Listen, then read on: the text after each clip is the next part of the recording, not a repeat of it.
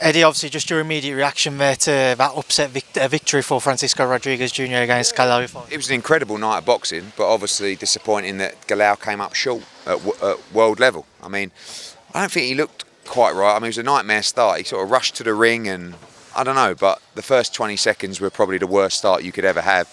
I don't feel like he ever really fully recovered from that. I thought he showed unbelievable toughness, but toughness wasn't good enough. And you can't fight that type of fight against someone like Rodriguez, who, I mean, I think after 6 rounds they'd both thrown well over 1,000 punches, and he was just the guy that wasn't going to be denied tonight. And you know, it's disappointing because I feel like Galal Yafai is that guy that can fight at elite level, and Rodriguez isn't actually that elite guy. He's a world-class fighter that falls short at that level, and we expected Galal to overcome him, but Rodriguez was too much for him. A lot of people felt that maybe the fight could have been stopped earlier. Do you feel like there's cause for that? Difficult. Maybe once you get to 10 or 11 and there isn't really, it's not looking like there's a way back in the fight. I mean, 12, I looked over at Rob McCracken, he had his towel in the 12th round ready to go in, and obviously when he got dropped, but Galal did a good job of holding, you know, when he was hurt and kind of riding the storm, but he took a lot of punishment in the last part of the fight. With the rest of the card as well, some fantastic fights on there. Conor Walker, Liam Taylor, incredibly tough in moments in there. Yeah, it was a great night of boxing with you know, so many talking points. I mean, firstly, Conor Walker's just been a bit of a revelation. You know, I think he's a great fighter, and Liam Taylor was good tonight. You know, after 6 rounds, it was nip and tuck, but fantastic knockout finish. I thought Peter McGrail boxed well. Baluta's a nightmare. He's very, very dangerous. Pat Brown is just a big, strong, grizzly, horrible, talented cruiserweight that I think beats pretty much every domestic level cruiserweight now, and he's only had 2 fights. He'll fight Lewis Oakford on July 5th in Manchester, which will be a great fight.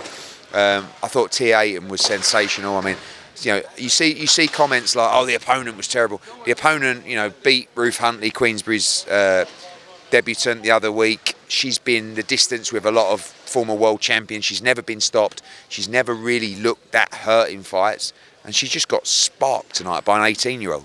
That he's very, very special. Ibrahim Sulaiman was great. Giorgio Vizioli, brilliant 8 rounds for him. Aaron Bowen ready to step up, and Hamza Uddin with a great victory.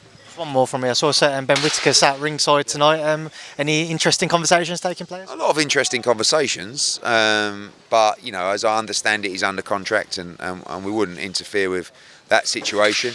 If he ever become available, honestly, I think we could do some sensational things with Ben Whittaker. But until that time comes, it's a non-conversation. Away from tonight, I know you spoke at length about the Richards and Hitchens situation and Keith Connolly. Just I saw interesting tweets from Gervonta Davis pleading this sort of loyalty for Al Haymon, his love for Al Haymon, and a lot of fighters over the years have had this sort of long-term commitment to Al and see him as like a mentor. This, like, the relationships are always very strong. Well, you don't always see that in boxing. Why do you think these PBC fighters, they've always had this sort of commitment to Al, and what do you think the reasons are for it? Because I think some people are very good at that. You know, I think some people are very good at making you feel like this is the guy that's really, you know, my guy, and maybe is their guy. I think Al makes a lot of investment in fighters early on, whether that be through funding, whether that be through property or whatever it's going to be, you know, and he's obviously got that trust for him. I mean, you see that with, I don't know, AJ, or, you know, those guys, Katie Taylor, you know, those elite people that really lean on, you know, me in that situation as well. Some don't quite get on or don't feel like you're the guy, but you know, there's a lot of slippery people in this sport. I'm not referring to Al Haymon, but who make you feel like, you know, I'm your guy. You know, Al's very different. Al's actually not the guy that he's worried about his credentials, and not the guy that's worried about getting in the photo or making sure he gets in the ring, because he don't even go to the shows. But he does work hard behind the scene, and I'm sure he cares for the fighters as well. So there are certain fighters that have extreme loyalty towards him, and rightfully so. Joseph Parker, Parker-Chisora 3, does that do anything for you? Not really, no. I don't think that'll happen either.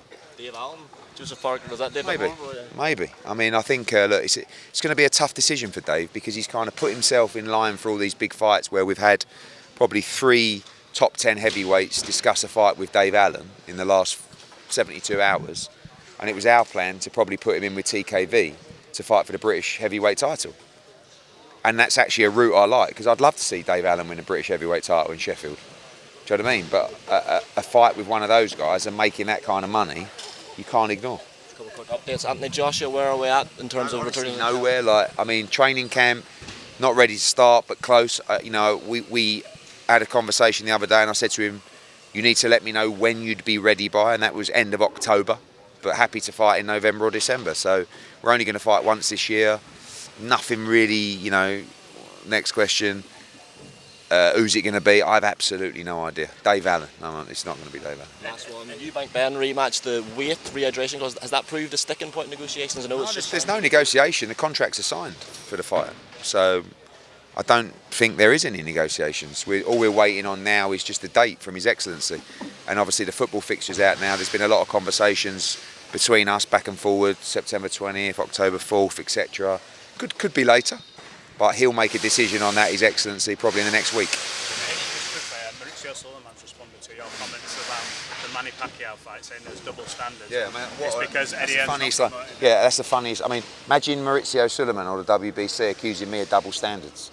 I mean, that's hilarious. I mean, I actually wrote to Mauricio this morning because he didn't like my comments about Bivol and Beterbiev.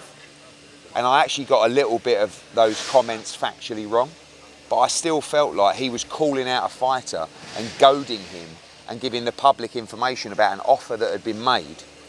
And I don't believe that's the job of a president of the governing body. So he wrote to me asking to retract those statements, and I refused. And then I made my comments about Manny Pacquiao, and he made his comments today. And I wrote to him, I said, "You got to cheat. You said all this about me. You called me embarrassing, a loudmouth." That was quite fair, the second one. And double standards. And I said, how ironic is that, you accusing me of double standards? The reality is, the reason Manny Pacquiao has been put in the rankings is because, forget that he's a legend and all that kind of stuff, because he thinks it's a big fight, it's generate a lot of money and sanction fees. That's the reality. And sometimes you'd be better off just being honest about it. If it was a legend that didn't generate any money, and there was, you know, he didn't want to, like, you just wouldn't put him in the rankings. So that's why you're supporting it.